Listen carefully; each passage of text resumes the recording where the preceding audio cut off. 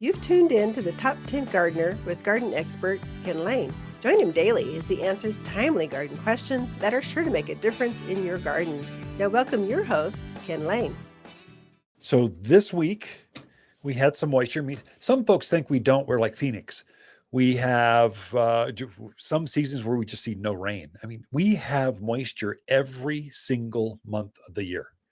There are wet cycles, so the monsoon seasons, August, September is definitely a spike in the amount of moisture. March, there's always a spike in how much moisture that we have. So the plants adapt to that. But every month we have some moisture. And so this is the week where your plants are going to go crazy. Those California poppies are just going to ignite with new growth. Oh my gosh, it's going to be spectacular. Mine are starting to bloom already. But now they're really going to go, and it'll get everything else to take off too. Your Virginia creeper will just go wild. It's a native vine that's growing out in the yard. So it loves this kind of moisture in early spring. And so it will just take off. The other thing that will take off, be careful, the weeds will go crazy right now. So this is where if you put down your fertilizers, it's really going to activate it to help your plants. If you put down weed and grass stopper, there's a granular kind of it looks like fertilizer, but it keeps the seed from germinating. This kind of event really gets it in the soil so the seed will not take off. If you didn't do that, you're going to have dandelions galore. You're going to have goat head. That's one with a little burr on it where you step with the dog, step on it and go, no, my feet hurt so bad. That's goat head. That one is going to take off. It loves this kind of the spring and moisture just starts to grow like crazy. That particular weed is an annual. It only comes back by seed. It never comes back by the root. So it's not a perennial. Perennial comes back from the same plant, from the same root, and then can spread and seed from there. But an true annual can come back, but never from the same root. It always comes back from the seed that was germinated or produced from last year's plant.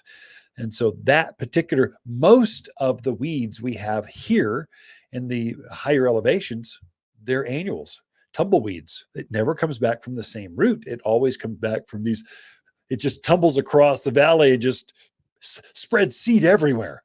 But it comes back by seed. If you can put a weed and grass stopper, a barrier down there, it's going to eliminate them or greatly reduce the number of seeds that are coming back at you. So it just makes it easier. I mean, I've got irrigation clocks to run all my water.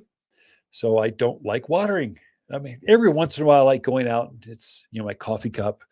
And I go out and water something, my container gardens especially. But that's more of a therapy session for me. Not that my plants need water. I've got irrigation out there for them, but I just like to do it. And I commune with the hummingbirds and the butterflies. And then I don't like weeding. So I put weed and grass stopper down. In fact, when I get really stressed, I don't like weeding. When I get really stressed, I like deadheading flowers. I'm a flower grower.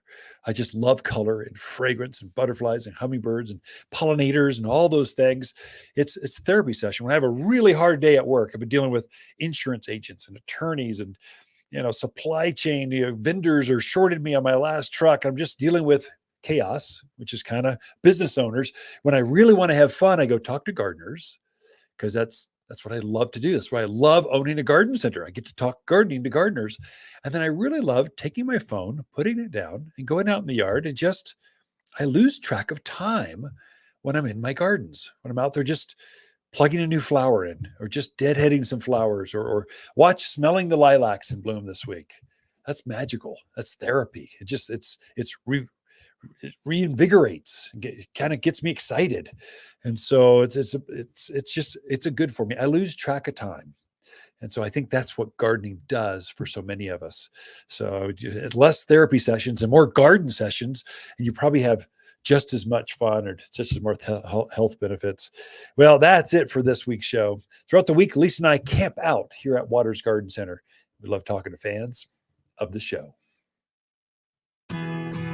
Look, if your mom, wife, or mother-to-be enjoys dead, cut flowers and the peace that comes when dining with all those kids, then by all means, take her to your favorite buffet, rather than some piece of plastic. But if she really loves her garden, a gift card from Waters makes perfect sense.